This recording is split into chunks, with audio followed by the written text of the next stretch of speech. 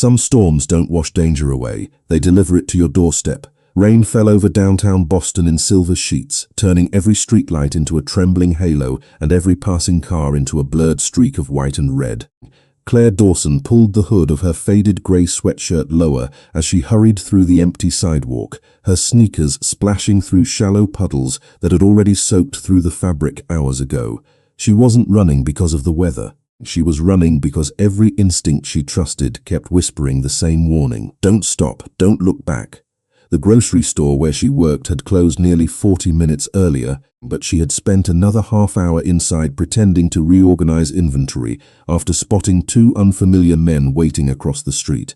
They never came inside, they simply watched the entrance with patient expressions that made her stomach tighten.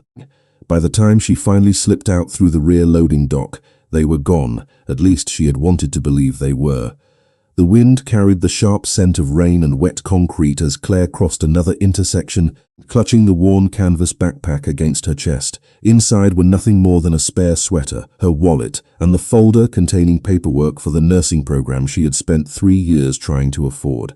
Every double shift, every skipped vacation, every dollar saved had led toward one dream that suddenly felt painfully fragile tonight. A delivery truck rolled past, sending water across the curb. Claire stepped back, brushing soaked strands of blonde hair away from her face before glancing over her shoulder again. The street behind her looked empty, too empty. A city block that usually buzzed with late-night restaurants now felt strangely abandoned beneath the pounding rain.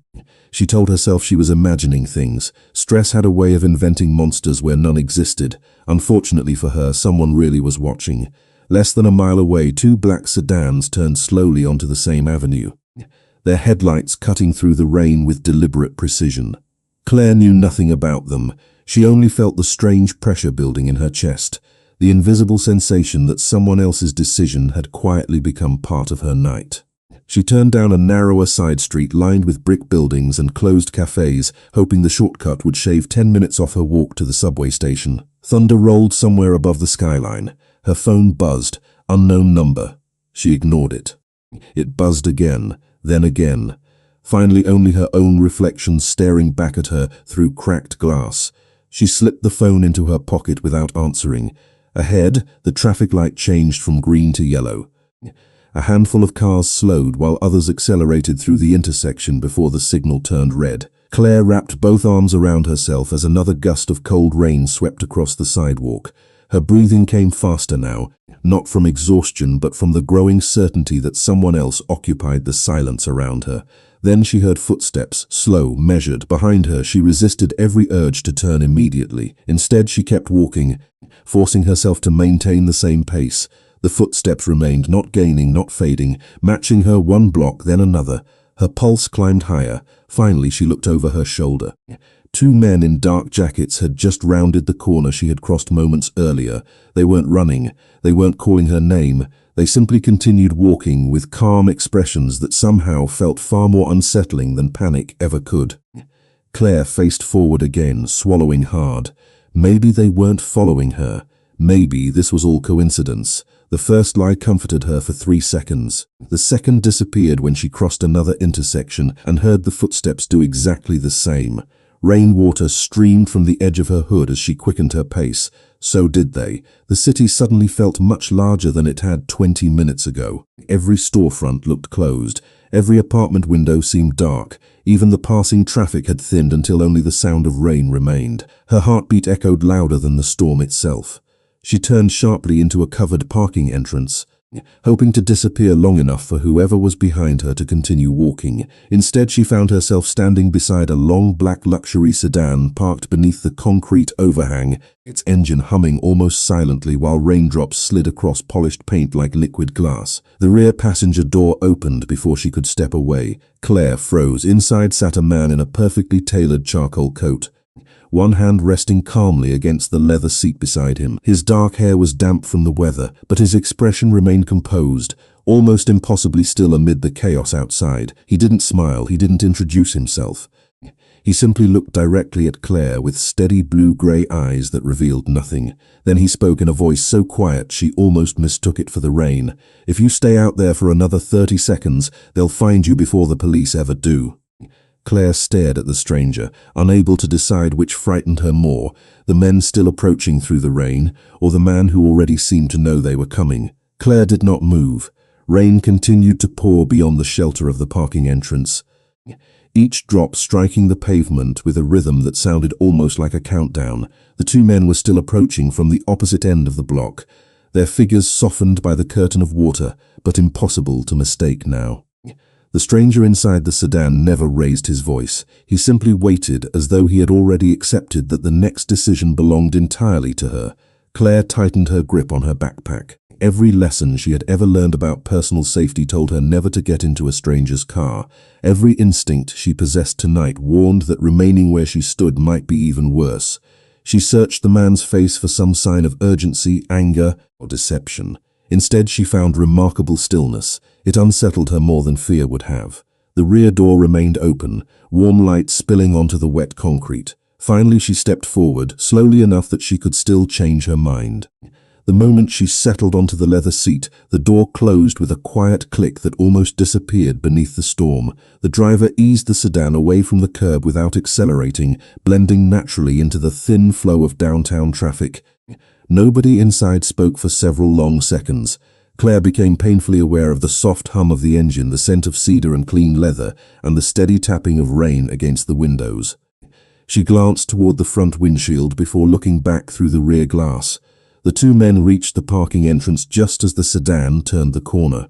One of them stopped beneath the concrete overhang, scanning the street with visible frustration before both figures disappeared behind the rain. Claire released a breath she had not realized she had been holding. "Who are you?" she asked quietly. The man beside her looked forward rather than at her. "Someone who prefers not to leave innocent people standing in dangerous places." His answer sounded practiced, neither warm nor cold. "That is not an answer. It is the only one you need tonight." Claire frowned. "How did you know they were following me?" The silence stretched again. The driver adjusted the windshield wipers as another burster swept across the boulevard. Outside, Boston glowed beneath reflections of neon signs and traffic lights that shimmered across flooded pavement. Finally, the man spoke. Because they were not trying very hard to hide it. Claire folded her arms. "I do not even know those men. That may be true." He paused. "It may also be exactly what makes this dangerous." She turned toward him fully now. Up close, he looked younger than she had first guessed, perhaps early 30s, with dark hair neatly combed back and calm blue-gray eyes that seemed to notice everything without lingering on any single detail. His charcoal overcoat fit with effortless precision, and although there was nothing flashy about him, quiet authority filled the space around him. Claire had met wealthy people before, while delivering groceries to expensive neighborhoods. None of them carried themselves quite like this. "You still have not told me your name," she said. He looked out the side window as the sedan crossed a bridge overlooking the rain-covered Charles River. "Sebastian Romano." The name settled into the silence. Claire repeated it softly, testing whether she had heard correctly. It sounded familiar, although she could not remember why. "Claire Dawson," she replied after a moment. "I already know." Her eyes widened. "How?" Sebastian shifted his attention toward her for the first time since the car had started moving. "Your employee identification badge is still clipped inside your pocket." Claire looked down immediately and found the corner of the plastic badge visible beneath her soaked sweatshirt. She almost laughed from embarrassment before realizing that explanation only answered part of her question. He had observed her before she entered the car. He noticed details quickly, perhaps too quickly. What she did not know was that someone else had recognized her long before tonight. Less than 15 minutes earlier, a photograph carrying her name had quietly circulated between several phones across the city. The message contained only one instruction: find her before midnight. Claire stared out the rain-covered window again. "Can you please take me to the nearest subway station?" Sebastian answered without hesitation. "No." She looked back sharply. "No, not tonight." "You cannot decide that for me. You are correct." His tone remained composed. "But if those men are waiting there, sending you alone would be irresponsible." Claire felt irritation replace some of her fear. "You expect me to trust someone I met 30 seconds ago?" "No." He folded his hands calmly. "I expect you to trust what you have already seen." She wanted to argue. Instead, she replayed the last 15 minutes in her mind. The footsteps, the empty streets, the black sedan, the open door arriving at exactly the right moment. None of it made sense. The city skyline slowly disappeared behind them as the vehicle entered a quieter neighborhood lined with historic brick buildings and iron fences glistening beneath the storm. The driver reduced speed before turning through tall wrought iron gates that opened without anyone leaving the vehicle. Claire stared ahead as the estate emerged through the rain, its warm lights glowing against dark stone walls like a place untouched by the chaos outside. Her pulse began to climb once more. She had escaped one mystery only to arrive inside another, and as the gates closed silently behind them, she realized there was no longer any simple path back to the life she had left less than an hour earlier. Claire stepped out of the sedan with reluctant hesitation, her soaked sneakers sinking slightly into the rain-darkened gravel as she looked up at the estate. The mansion did not resemble the extravagant palaces she had seen in movies. It was quieter than that, older. Built from weathered grey stone that seemed to belong to another century, its tall windows glowing with warm amber light against the storm. Every detail whispered wealth without ever needing to announce it. A man holding a black umbrella approached the rear door, but Sebastian gave the slightest shake of his head before opening his own umbrella instead. He offered it toward Claire without speaking. She accepted after a brief pause, surprised that he chose to walk beside her through the rain rather than allowing someone else to escort her inside.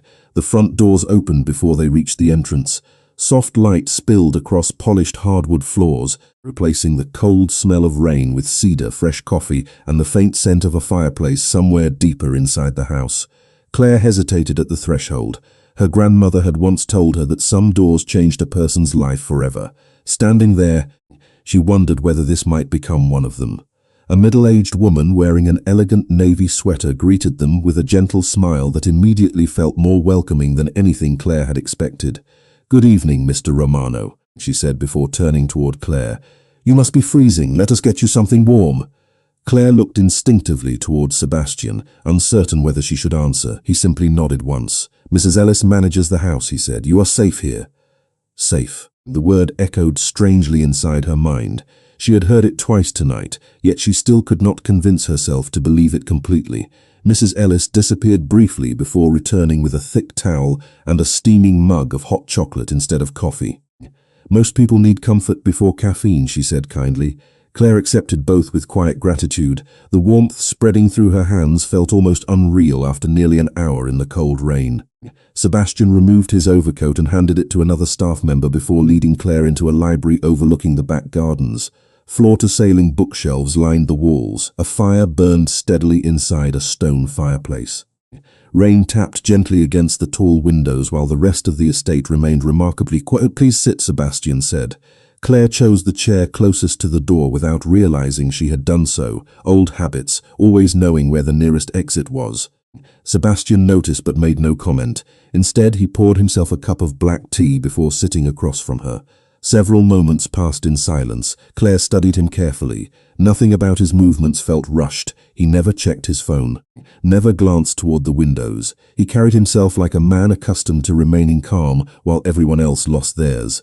"Why are you helping me?" she finally asked. Sebastian rested his cup on the table. "Because someone should.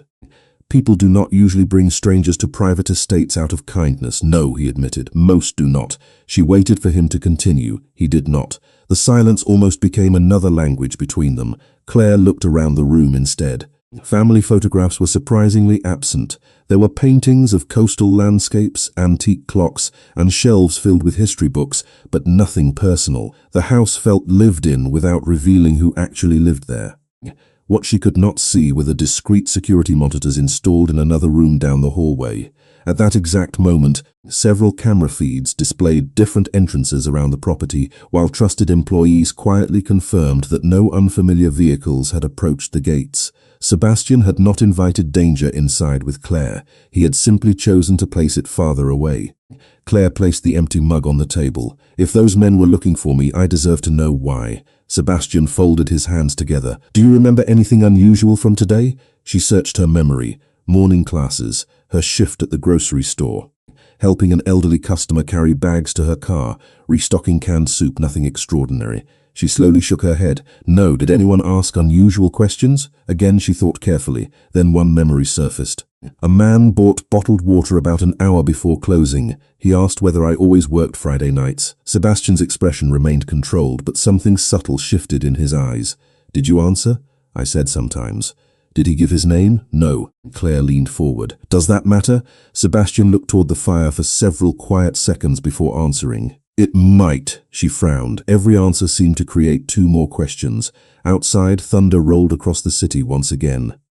Claire suddenly remembered her phone and reached into her pocket. The screen lit up with 17 missed calls from the same unknown number. Beneath them waited a single voicemail that had arrived only 3 minutes earlier. Her thumb hovered over the notification. Do not play it yet, Sebastian said calmly. Claire looked up in surprise. How did you know it was a voicemail? Because whoever wants your attention is becoming impatient. She stared at him, uncertainty mixing with growing curiosity.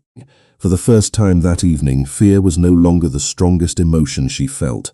It was the need to understand why an ordinary nursing student had somehow become connected to a man whose quiet authority seemed capable of changing the course of an entire night. Then the estate's grandfather clock echoed softly through the library. 11 slow chimes filled the room, and before the final note faded away, one of Sebastian's security advisors appeared silently at the doorway. He did not look at Claire. He looked only at Sebastian before speaking 6 carefully chosen words. They found the apartment building already, sir. Claire's fingers tightened around the phone until the edges pressed into her palm. The security advisor remained at the doorway, waiting without another word. Sebastian stood slowly, his expression unchanged, but the quiet atmosphere inside the library shifted almost imperceptibly. The fire still crackled, rain still tapped against the windows, yet the room suddenly felt smaller, as though the outside world had taken one careful step closer. What do you mean they found my apartment? Claire asked, rising from her chair. Sebastian looked toward the advisor. How long ago? 3 minutes. They remained outside only briefly. Sebastian nodded once. Keep watching. The advisor disappeared as silently as he had arrived. Claire searched Sebastian's face for reassurance, but found only thoughtful concentration. You already knew where I lived, she said quietly. No? Sebastian answered. My team confirmed your address after you entered the car. If someone is trying to locate you, we cannot protect what we do not understand. Protect me from what? He met her eyes for a long moment. That is the question I have been trying to answer since this evening. Claire felt frustration rising beneath the exhaustion. I am just a grocery store clerk. I am trying to finish nursing school. I do not know wealthy people. I do not know criminals. I do not know anyone who would send strangers after me. Sebastian remained silent long enough for her words to settle. Then he asked, Have you misplaced anything recently? She blinked. No. Accepted a package by mistake? No. Helped someone you did not know? Claire hesitated. The image returned almost immediately. An elderly woman struggling with several heavy grocery bags beneath the rain earlier that afternoon. Claire had walked her across the parking lot and helped place the bags into the trunk of a small blue sedan. The woman had thanked her warmly before driving away. There was one customer, Claire admitted. She was older, maybe in her 70s. I carried her groceries because it started raining. Sebastian listened carefully without interrupting. Did she say anything unusual? Claire closed her eyes, replaying the conversation. The woman had smiled, apologized for moving slowly, mentioned that her grandson worried too much, then thanked Claire twice before leaving. Nothing else. No, Claire finally whispered. It felt completely ordinary. Sebastian leaned back slightly. Sometimes ordinary moments matter long before anyone realizes they do. Claire looked toward the rain-covered windows.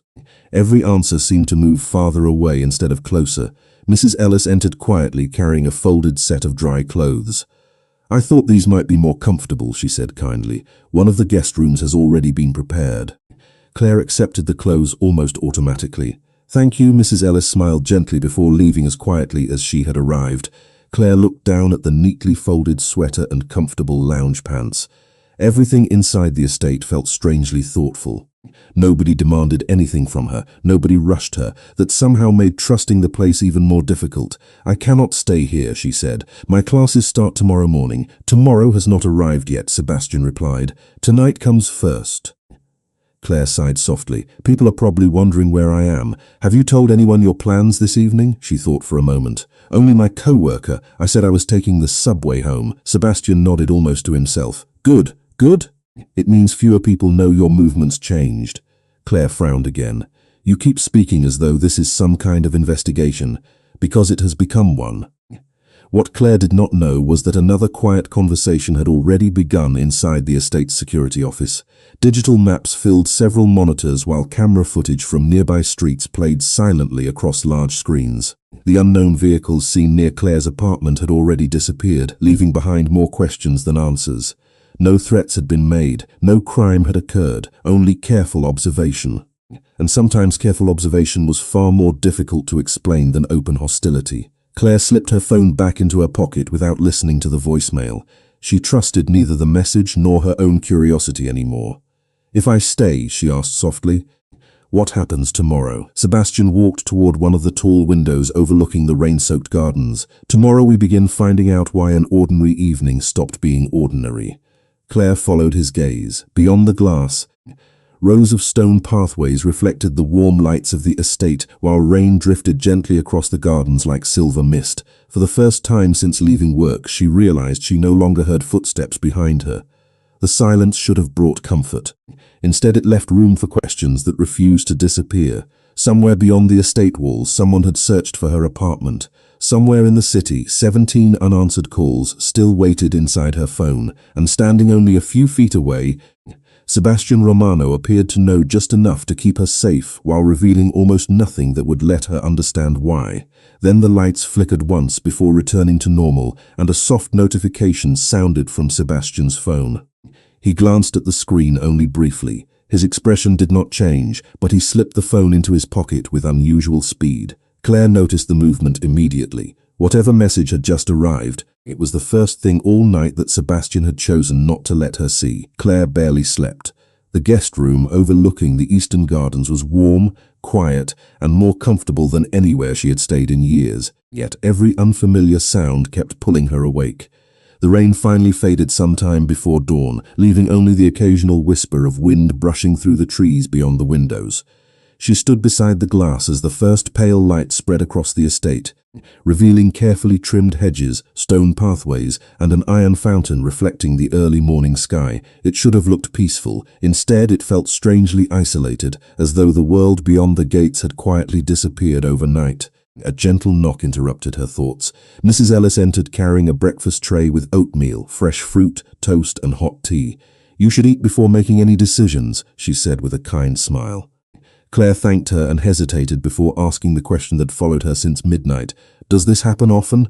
Mrs. Ellis paused only briefly. "Unexpected guests? No. Mr. Romano values quiet more than almost anything." The answer revealed very little, yet it somehow sounded honest. After breakfast, Claire changed into her own clothes, now freshly dried, and made her way downstairs. She found Sebastian standing alone in a sunlit conservatory filled with tall green plants and white orchids. Morning light softened the sharp lines of his charcoal sweater, making him appear less distant than he had the night before. He was reading several printed pages instead of looking at a computer screen.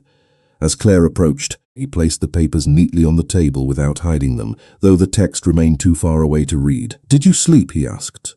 "A little. That is more than I expected." She folded her arms. "I still need to leave." Sebastian nodded calmly. "I assumed you would say that." Claire frowned, almost disappointed that he was not arguing. "You are not going to stop me?" "No." He looked toward the gardens. "I only ask that you let my driver take you wherever you decide to go." "You still think someone is following me?" "I think someone was interested enough to find your apartment before sunrise." Claire sighed. "That still does not explain why." Sebastian walked toward a nearby table where yesterday's voicemail notification was displayed on Claire's phone. "Have you listened to it?" "No." "Would you like to?" Claire stared at the screen. Curiosity had grown heavier than fear. She pressed play. For several seconds, only static filled the room. Then an older woman's trembling voice emerged through the speaker. "If this message reaches the young woman from the grocery store, I am sorry. None of this was supposed to involve you. Please, do not go hoarding," ended abruptly. Claire looked at the phone in stunned silence. "That is her," she whispered. "The woman from yesterday." Sebastian watched her carefully. "Are you certain? I would recognize her voice." Claire replayed the message once more. The apology sounded sincere, frightened, completely different from the cheerful customer she had helped carry groceries through the rain. "Why would she leave me a voicemail?" she asked. "She never asked for my number." Sebastian remained thoughtful. Did you give the store your contact information for customer deliveries? Claire nodded slowly. Emergency contact forms, employee records. She stopped speaking as the realization settled over her. Someone accessed them. Sebastian did not confirm or deny the conclusion. Someone found a way to reach you. Claire felt the room grow strangely quiet again. Everything she believed to be ordinary now seemed connected by invisible threads she had never noticed before.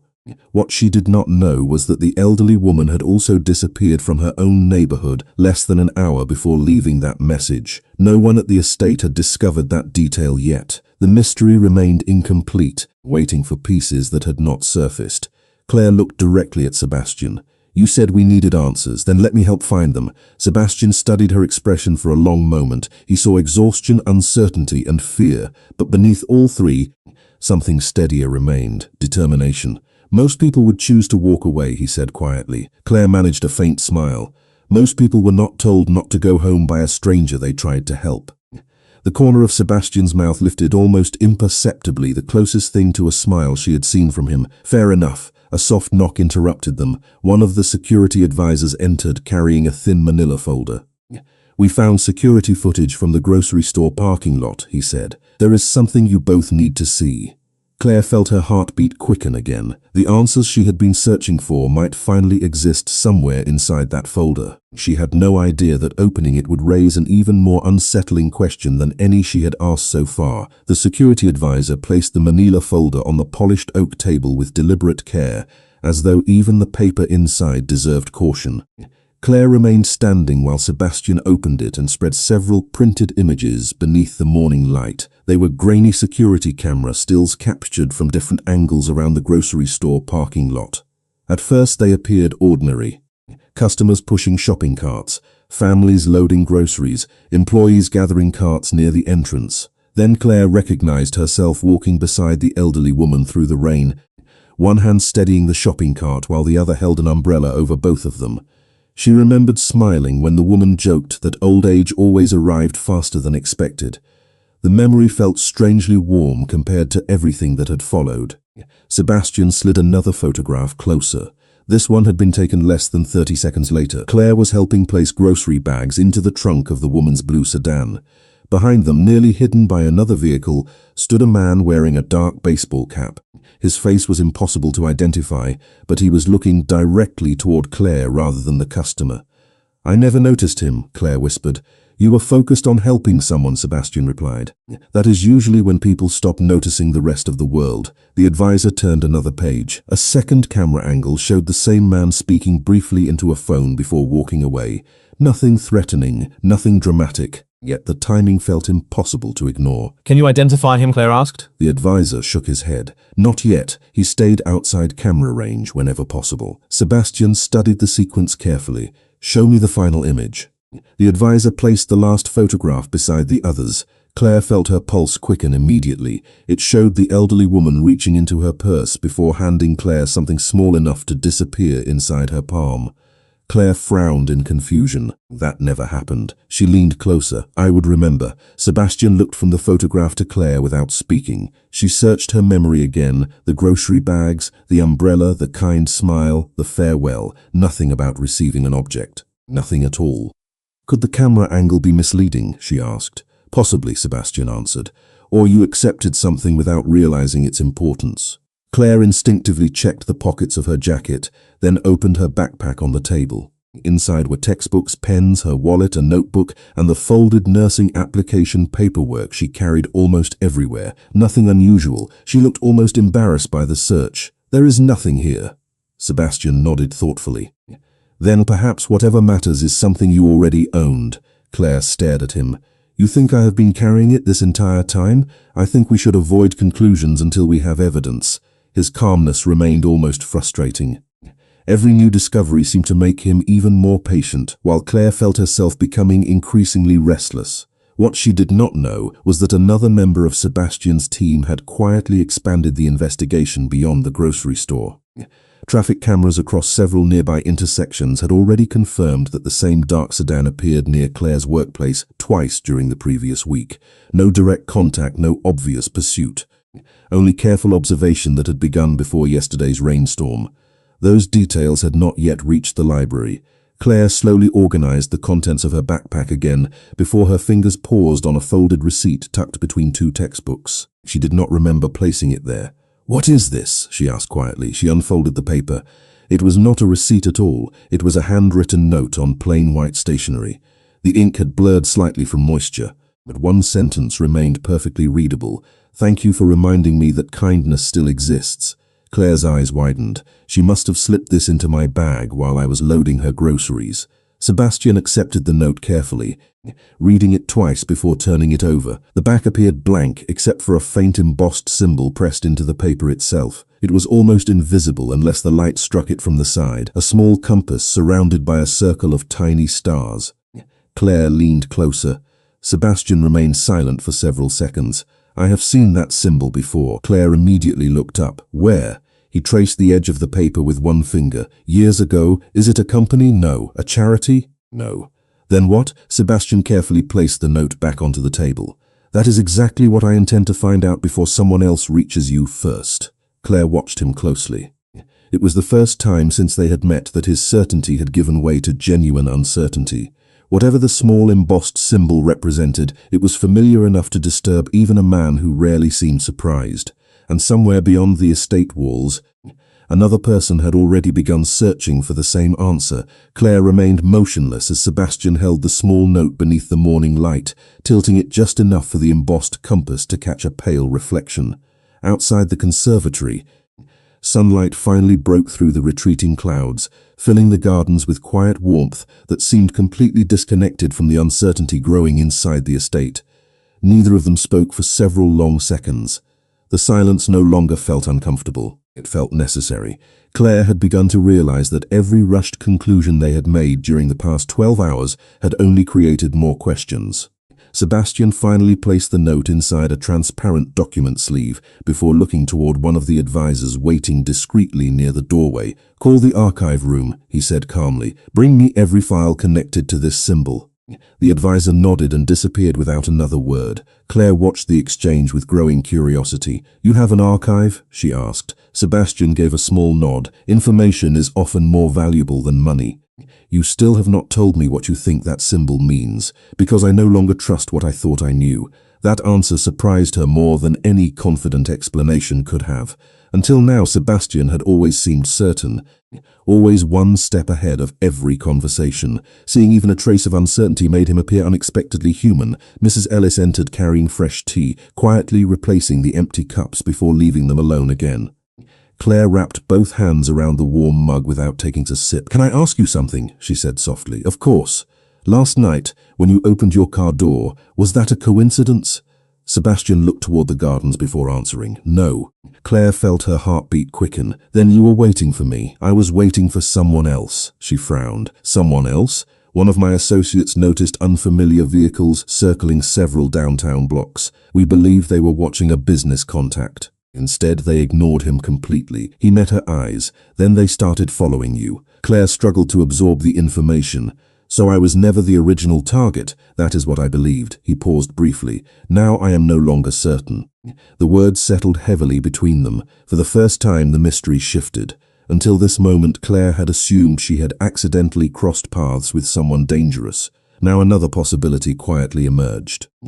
Perhaps the encounter with the elderly woman had not been random at all. What she did not know was that the archive room beneath the estate contained decades of carefully preserved records collected from business dealings, charitable foundations, historical societies, and private investigations. Less than 5 minutes later, one of Sebastian's oldest advisors was already searching through boxes that had not been opened in years. Upstairs, Claire looked down at the folded note once more. "She thanked me for kindness," Claire whispered. She sounded like someone who already knew she was in trouble. Sebastian nodded slowly. "People sometimes recognize danger before they recognize rescue." Claire stared out the window. "If she trusted me enough to leave this, then I cannot pretend none of this happened." Sebastian studied her expression carefully. "Most people would choose distance. I am not most people." The answer came naturally. She surprised herself by how certain she sounded. Sebastian's expression softened almost imperceptibly. "No," he replied quietly. "You are not." Before either of them spoke again, the advisor returned carrying a single weathered leather binder instead of several files. "This was all we found," he explained. "There is only one documented reference." Sebastian opened the binder carefully. Inside rested a faded newspaper clipping protected beneath clear plastic. The article was nearly 20 years old. The headline had partially faded with age, but one sentence remained readable. "Anonymous Foundation donates millions after coastal hurricane relief." Beneath the headline appeared the same embossed compass surrounded by tiny stars. Claire looked confused. "A charity?" Sebastian slowly shook his head. That is what everyone believed. He turned another page. The following sheet contained no article at all, only a handwritten note made years earlier by someone inside his own organization. The ink had faded but remained legible. "If this symbol ever appears again, contact the benefactor immediately." Claire looked back at Sebastian. "Unknown? For 2 decades," he answered. "Nobody discovered who financed those donations." She blinked in disbelief. "You are telling me an anonymous person gave away millions of dollars, disappeared, and nobody ever found out who they were?" Sebastian closed the binder gently. "Exactly." Claire glanced toward the folded note resting beside her tea. "Then maybe the woman I helped knows." Sebastian did not answer immediately. Instead, he looked toward the window where sunlight now illuminated the rain-soaked gardens with remarkable clarity. "I think," he said quietly, "the woman you helped may have been trying to lead someone to the truth before she vanished." Claire felt a chill despite the warmth of the room. The strange night, she believed, had begun with 2 men following her through the rain, suddenly stretched much farther into the past than she had ever imagined. And somewhere beyond the estate, another person had just learned that the forgotten compass symbol had surfaced once again. The leather binder remained open on the conservatory table long after the conversation had ended. Its faded pages quietly connecting 2 decades of unanswered questions with a single act of kindness in a grocery store parking lot. Claire could not stop looking at the small compass symbol pressed into the note. It no longer seemed like an ordinary mark left by a grateful stranger. It felt like the first piece of a much larger story that someone had desperately tried to protect. Sebastian closed the binder carefully and looked toward one of his advisors. "I want every public record connected to the Hurricane Relief Foundation, board members, financial statements, volunteer lists, anything that still exists," the advisor nodded. "Most of those records are archived, then we will retrieve them." Claire watched the quiet efficiency with which everyone inside the estate moved. Nobody questioned instructions. Nobody raised their voice. There was no chaos, only disciplined purpose. She realized that Sebastian had built a world where preparation mattered more than reaction. It explained why he had found her before the men on the street reached her. It also explained why he never seemed surprised for very long. Mrs. Ellis returned carrying a light lunch, insisting that both of them eat before continuing. Claire almost declined until she noticed Sebastian quietly accepting his own plate without protest. The simple gesture somehow made the enormous estate feel less intimidating. They ate in comfortable silence while sunlight drifted across the conservatory floor, replacing the darkness that had defined the previous night. For the first time since entering the mansion, Claire noticed birds gathering near the stone fountain outside. The ordinary sight reminded her that the rest of the city had already returned to normal. Students were walking to class, stores were opening, traffic was filling the streets. Only her life had changed overnight. "You are thinking about leaving again," Sebastian said without looking up from his tea. Claire smiled faintly. "Am I that obvious? Only because you keep looking toward the front gates." She laughed softly before becoming serious again. "I keep wondering whether I should pretend none of this happened." Sebastian folded his hands. "Could you?" Claire considered the question honestly. She imagined returning to work, stocking grocery shelves, attending nursing lectures, and pretending she had never heard the frightened voicemail or seen the old newspaper clipping. The picture felt impossible now. She slowly shook her head. "No." Sebastian nodded once, as though he had expected exactly that answer. "Then the only path forward is understanding why this started." Before Claire could respond, another advisor entered carrying a slim tablet instead of a folder. "We located one surviving foundation volunteer," he said. "She is 91 years old and lives in a retirement community on the North Shore." Claire immediately looked up. "She is still alive." "According to public records, yes." The advisor placed the tablet on the table, displaying an old photograph of volunteers distributing food and blankets after the hurricane. Most faces were too blurry to recognize. One woman stood near the center wearing a raincoat with the familiar compass emblem stitched onto the sleeve. Claire leaned closer. That is her. The room fell silent. Sebastian studied the image carefully before turning toward Claire. You are certain? Older now, of course, but I would know those eyes anywhere. She is the woman from the grocery store. Even the advisor looked surprised. The photograph was taken 19 years ago. Claire stared at the screen in disbelief. Then she has been connected to this symbol for almost 20 years. Sebastian looked thoughtful, and somehow she found you.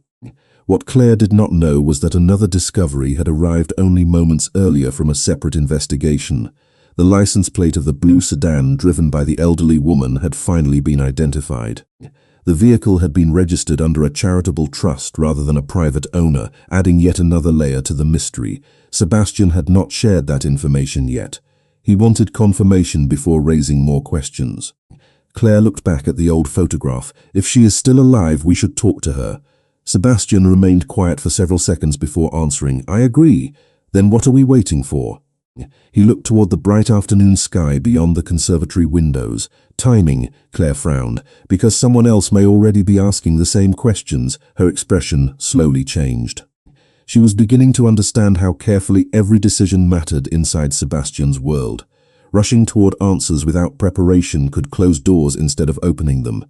Sebastian stood and walked toward the window overlooking the front drive. Several black vehicles remained parked beyond the circular fountain, ready without appearing threatening. We leave at first light tomorrow, he said. Today we prepare. Claire joined him beside the glass, watching sunlight shimmer across the rain-washed gardens. Less than 24 hours earlier, she had been hurrying home with nothing more than textbooks and groceries on her mind. Now she was preparing to meet the only living person who might explain why a forgotten symbol, an anonymous fortune, and a frightened voicemail had quietly drawn her into a story that had begun long before she ever noticed someone following her through the rain. The estate awakened long before sunrise. Soft lights glowed beneath covered walkways while quiet footsteps echoed through polished halls. Claire stood beside the bedroom window watching pale blue light slowly replace the darkness above the trees. She had expected another restless night, but exhaustion had finally overcome uncertainty. For the first time since everything began, she had slept without waking to imagined footsteps outside her door. Downstairs, the scent of fresh coffee drifted through the dining room. Sebastian was already reviewing several folders spread neatly across the table. He looked up as Claire entered, closing one of the files without hurry. Good morning, he said. Did anything change overnight? Claire asked immediately. Yes. Sebastian slid a folded map across the table. The retirement community confirmed that the woman checked out yesterday morning. She told the staff she had an appointment in Boston. Claire's shoulders sank. So we missed her, not necessarily. He pointed to a small circle marked along the North Shore. She never returned, but she also never cancelled today's volunteer visit at a local community center. Claire looked at him hopefully. You think she planned to go there? People who spend decades helping others rarely abandon commitments without reason. Mrs. Ellis placed breakfast in front of them before quietly leaving again. Claire forced herself to eat, even though anticipation had replaced her appetite. Every answer seemed close enough to reach now, yet she had learned that every discovery carried another layer beneath it. After breakfast, Sebastian handed her a lightweight navy rain jacket. The forecast says scattered showers this afternoon. Claire smiled faintly. You prepare for everything, do not you? I try. His answer carried no pride, only simple honesty. Less than an hour later, the black sedan rolled through the estate gates and merged onto the quiet morning roads leading toward the coast. The storm had washed the city clean. Brick buildings glowed beneath fresh sunlight, coffee shops filled with commuters, and children waited beside school buses carrying backpacks almost as large as themselves. Claire watched ordinary life pass beyond the window with a strange feeling of distance. Barely 48 hours earlier, she had belonged completely to that world. Now she was only observing it from behind tinted glass. Do you ever miss being anonymous? She asked unexpectedly. Sebastian looked out at the passing streets before answering. Every day. The answer surprised her. Then why keep living like this? He remained silent for several moments. Because sometimes responsibility chooses people before they choose it. Claire thought about those words as the city slowly disappeared behind them. What she still did not know was that the unknown men searching for her had already realized she was no longer at her apartment. Their attention had quietly shifted toward another possibility. If Claire could not be found, perhaps the elderly woman could. Nearly an hour later, the sedan entered a quiet seaside town where white churches, family-owned diners and small bookstores lined the peaceful main street. The community center sat beside a public park overlooking the Atlantic Ocean. Wind carried the scent of salt water while seagulls circled lazily above the harbor. Everything looked wonderfully ordinary. Sebastian remained inside the vehicle for several extra seconds, studying the surroundings before stepping out. Claire followed, adjusting the borrowed jacket against the cool breeze. Volunteers were arranging folding tables beneath colorful tents for a weekend food drive. Children chased one another across the grass while older couples carried boxes of donated supplies toward the entrance. Claire searched every face she could see. "I do not see her, neither do I," Sebastian admitted. They walked slowly toward the registration table where a cheerful volunteer greeted them with an easy smile. Claire showed the photograph from the tablet. "Have you seen this woman today?" The volunteer looked carefully before nodding. "She was here early this morning. She left about 20 minutes ago." Claire felt her heartbeat quicken. "Did she say where she was going?" The volunteer smiled apologetically. "Only that she had one last place to visit before she could finally rest." Claire and Sebastian exchanged a quiet glance. Those words carried far more weight than the volunteer could possibly understand. "Did she leave anything?" Sebastian asked gently. The volunteer hesitated before reaching beneath the registration table. "Actually, yes." She lifted a small, sealed envelope with Claire's name written neatly across the front in careful handwriting. She said if a young woman with kind eyes arrived asking questions, this belonged to her. Claire stared at the envelope without moving. Her name had been written there long before she ever decided to leave the estate that morning. The woman had expected her to come. Somehow she had known. Claire accepted the envelope with both hands, almost afraid that moving too quickly might somehow erase the moment. The paper felt ordinary, cream-colored, slightly worn along the edges, yet her name had been written with careful precision, every letter steady despite the age of the woman who had left it behind. Around them, the community center remained alive with cheerful conversation. Children laughed while volunteers unloaded canned food from pickup trucks. The ordinary sounds made the envelope feel even more extraordinary. Sebastian waited without speaking. He understood that some answers belonged to the person they were meant for.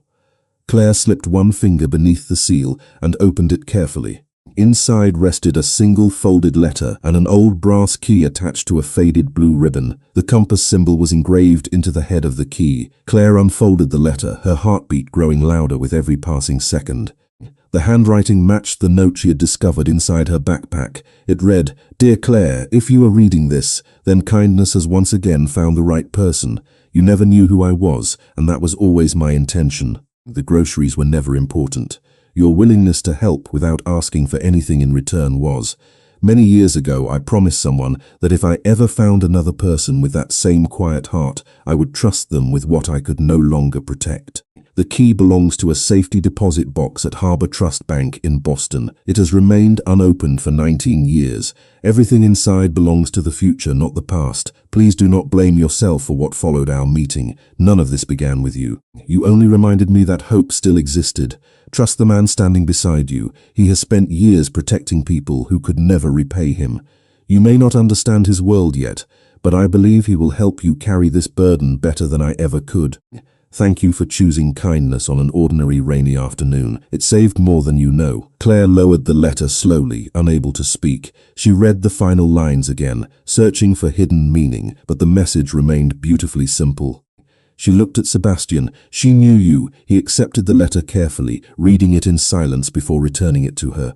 Apparently she knew more about me than I knew about her. Claire looked down at the small brass key resting against her palm. It was heavier than it appeared, worn smooth by time as though it had waited patiently for nearly 2 decades to fulfill a promise made long ago. "Harbor Trust Bank," she whispered. "That is where the answers are." Sebastian nodded.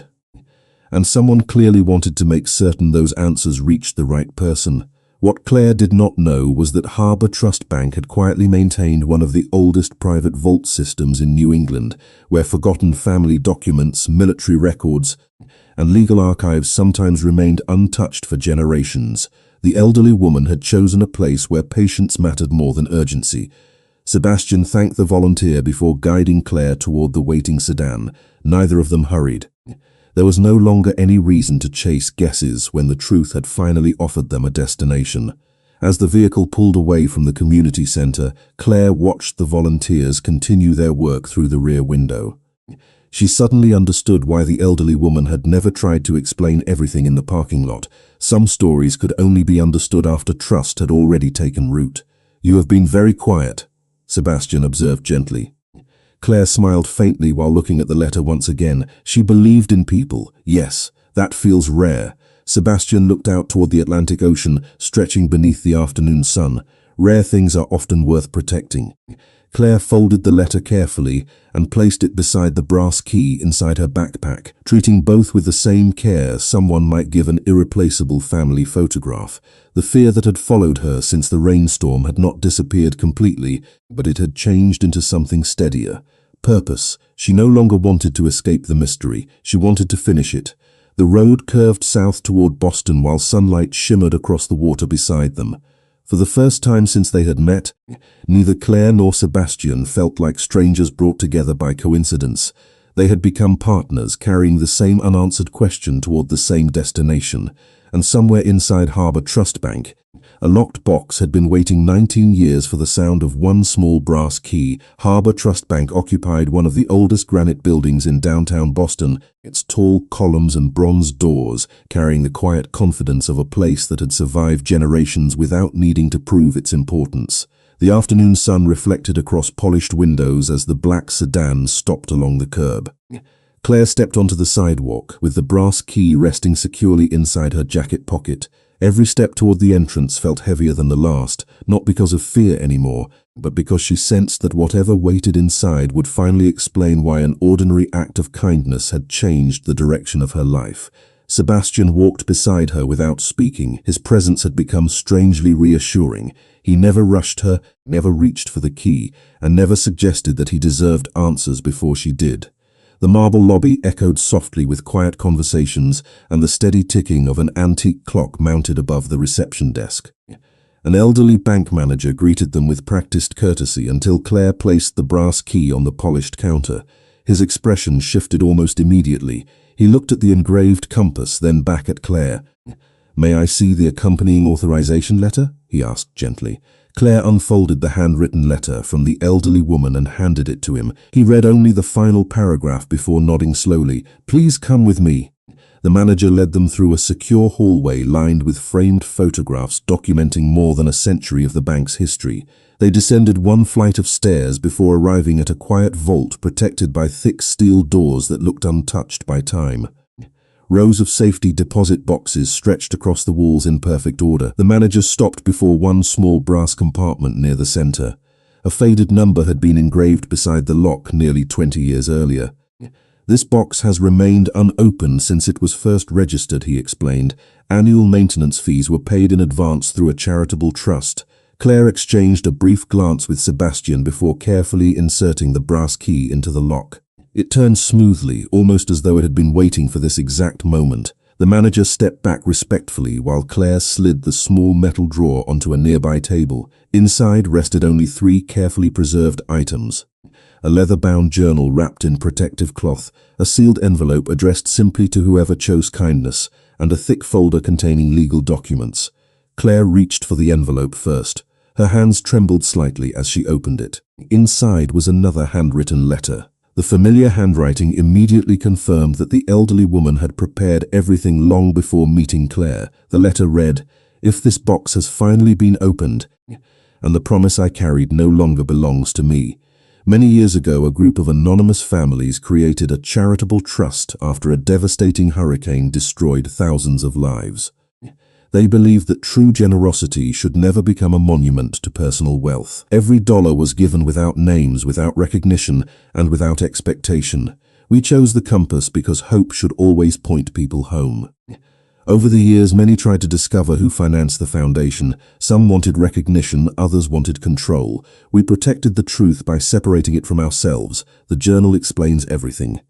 The legal papers transfer the remaining charitable trust into the care of an independent public foundation. The final trustee was never meant to be chosen through blood, power, or influence, only through compassion freely given to a stranger. That is why I chose you. Claire lowered the letter slowly. Her eyes, she had expected secrets about crime, hidden fortunes, or dangerous conspiracies. Instead, she found something far more profound, an inheritance built entirely upon anonymous kindness. Sebastian carefully opened the legal folder while Claire held the journal. Inside were notarized documents establishing that the remaining assets of the charitable trust had already been transferred into a permanent non-profit organization dedicated to disaster relief, scholarships, emergency medical training, and community recovery programs. Claire recognized several hospitals listed among the future beneficiaries. One of them sponsored nursing students. She looked at Sebastian in disbelief. This was never about money for themselves. He shook his head slowly. No, it was about protecting generosity from becoming ownership. What Claire did not know until that moment was that Sebastian had quietly spent years funding similar community projects through private donations that never carried his family name. Neither of them had realized their lives had been shaped by the same philosophy long before they met. Claire opened the leather journal to its first page. Written beneath the compass symbol were 7 simple words. Kindness survives only when someone chooses it again. She looked toward Sebastian, whose calm expression softened into the faintest smile she had ever seen. For the first time since the rainstorm began this extraordinary journey, the mystery no longer felt like a burden waiting to be solved. It felt like a responsibility waiting to be accepted. Claire carried the leather journal out of the vault as though it contained something far more fragile than paper. The afternoon sun had shifted lower across Boston, casting long bands of golden light through the bank's tall windows. Outside, people hurried along the sidewalks with coffee cups, briefcases, and grocery bags, unaware that a promise nearly 20 years old had finally reached the person it had been waiting for. The ride back to the estate felt different from every journey before it. Neither Claire nor Sebastian felt pressured by unanswered questions anymore. The mystery had revealed its true purpose. It had never been about hidden wealth or secret power. It had always been about protecting compassion from becoming something that could be bought, claimed, or controlled. Claire rested the journal across her lap, occasionally running her fingertips over the worn leather cover. "May I ask you something?" she said softly. Sebastian looked away from the passing skyline toward her. "Anything. When that woman told me to trust you, why do you think she believed you would help?" Sebastian remained quiet for several moments before answering. "Because she probably spent enough time watching people to recognize the difference between influence and responsibility." Claire smiled faintly. "That sounds like someone who knew you well. I do not believe we ever met." He paused. "But people leave quiet footprints in each other's lives without realizing it." Claire thought about those words as the city slowly disappeared behind them. The elderly woman had changed her future with nothing more than groceries, a handwritten note, and faith in a stranger. Yet every answer inside the journal had confirmed exactly that. When they returned to the estate, Mrs. Ellis welcomed them with warm soup, fresh bread, and gentle relief visible in her smile. "You both look lighter," she observed kindly. Claire laughed softly. "I think we finally understand why all of this happened." Mrs. Ellis nodded as though she had expected nothing less. After dinner, Claire carried the journal into the quiet library where everything had begun. Evening sunlight filtered through the tall windows, bathing the bookshelves in soft amber light. Sebastian joined her a few minutes later, carrying 2 cups of tea. He placed one beside her before taking the chair across the table. Claire opened the journal carefully. The first several pages described families rebuilding neighborhoods after the hurricane, volunteers sleeping inside churches, doctors treating patients without charge, and teachers reopening classrooms before their own homes had even been repaired. No wealthy benefactors seeking recognition, only ordinary people choosing generosity when life had given them every excuse not to. Several pages later, Claire stopped reading. "Listen to this," she said quietly. She read aloud. "The measure of a life is not the fortune someone leaves behind. It is the number of strangers who quietly stand taller because kindness reached them at exactly the right moment." The room fell silent. Sebastian lowered his eyes briefly before looking toward the fire burning gently across the library. "I spent years believing protection meant solving every problem alone," he admitted. "Perhaps I misunderstood." Claire closed the journal. "You protected me without asking for anything in return." Sebastian met her eyes. "You reminded me why it mattered." What Claire did not know was that those simple words marked the first time in many years Sebastian had spoken so honestly about himself to anyone outside his closest circle.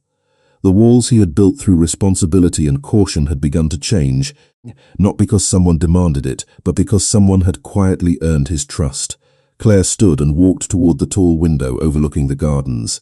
The same stone fountain shimmered beneath the evening sky, where rain had fallen only 2 nights earlier. It seemed impossible that so much had changed in such little time.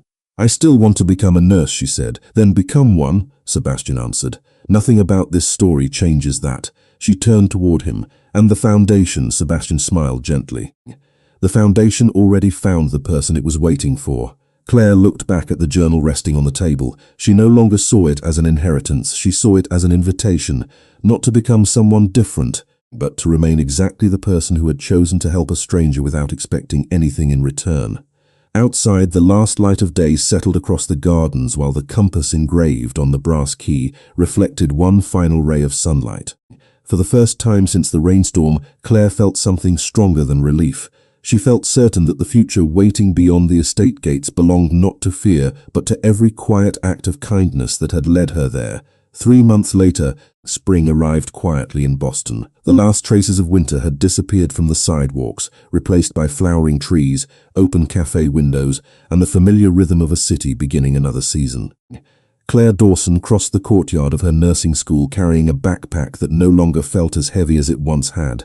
Classes were harder than ever, clinical rotations demanded every ounce of her energy, and long evenings were still spent studying instead of sleeping, yet something inside her had changed forever. She no longer measured success only by the grades she earned. She measured it by every patient she comforted, every frightened family member she reassured, and every stranger she chose to notice when everyone else hurried past. The charitable foundation established from the trust had officially opened 2 weeks earlier. True to the wishes recorded inside the leather journal, no building carried a wealthy family's name. No statue stood in anyone's honor. Scholarships quietly appeared for nursing students, emergency responders received additional training grants, and small community clinics discovered anonymous funding arriving exactly when they needed it most. Newspapers praised the generosity of an unidentified donor, never realizing they were writing about a promise that had survived nearly 2 decades without belonging to a single person. Claire preferred it that way. One Saturday afternoon, she volunteered at a neighborhood health fair sponsored by the foundation. Children laughed while nurses checked blood pressure. Physicians answered questions, and volunteers distributed fresh food to families preparing for the week ahead. The atmosphere reminded Claire of the community center where everything had finally begun to make sense. She was helping an elderly man carry 2 boxes toward his car when she caught herself smiling. The simple act felt wonderfully familiar. Sebastian Romano watched from across the park, standing beneath the shade of an old maple tree with a paper cup of coffee in one hand. He had arrived without security surrounding him for the first time Claire had ever seen. He no longer looked like a man carrying the weight of an entire world alone. Responsibility still rested on his shoulders, but it had been softened by purpose rather than burden. Claire walked toward him after finishing with the volunteer tables. "You came," she said. "I was not sure you would actually take a Saturday off." A faint smile appeared across his face. Mrs. Ellis insisted. Claire laughed, immediately recognizing the truth in those words. They began walking slowly through the park while families enjoyed the warm afternoon around them. There was no urgency anymore, no mystery demanding answers, no strangers hiding in the rain. Only 2 people whose lives had quietly changed because one ordinary afternoon had refused to remain ordinary. "I visited the retirement community yesterday," Claire said after a while. Sebastian looked toward her. "Did they know what happened?" She nodded. "They told me she spent years volunteering without ever talking about herself. They said she always believed that people become who they practice being." Sebastian considered the sentence thoughtfully. She was right. Claire looked toward the children playing near the fountain. "I think about her every day." "So do I." They stopped beside a stone bench overlooking a small pond where sunlight danced across gentle ripples. Claire reached into her backpack and removed the brass key, now attached to her everyday keychain beside her apartment key and school identification card. "I almost left this at home today," she admitted. "Then I remembered it was never really about opening a box." Sebastian nodded quietly. It was about opening a future. Claire slipped the key back into her pocket. "Thank you," he looked at her with quiet surprise. "For what? For opening your car door that night?" Sebastian smiled more openly than she had ever seen before. "Thank you for getting inside." They stood together in comfortable silence while a light spring breeze carried the scent of blooming flowers across the park. Around them, volunteers packed away folding tables as another successful community event came to an end. Claire noticed a young college student stopping to help an older woman whose shopping bag had tipped onto the sidewalk. Neither of them realized anyone was watching. The student simply knelt, gathered the scattered groceries, accepted a grateful smile, and continued walking toward the train station without waiting for recognition. Claire felt warmth spread quietly through her heart. The promise inside the journal had not ended with her. It had simply continued the way it always had, passing from one ordinary act of kindness to another. As the afternoon sun reflected across the pond, Sebastian and Claire began walking toward the park entrance together, not because either of them needed rescuing anymore, but because they had both learned that sometimes the smallest choice offered without expectation could quietly change the direction of countless lives. And far beyond the noise of the city, where spring light replaced the memory of rain, the compass that had once pointed strangers home had fulfilled its purpose once again.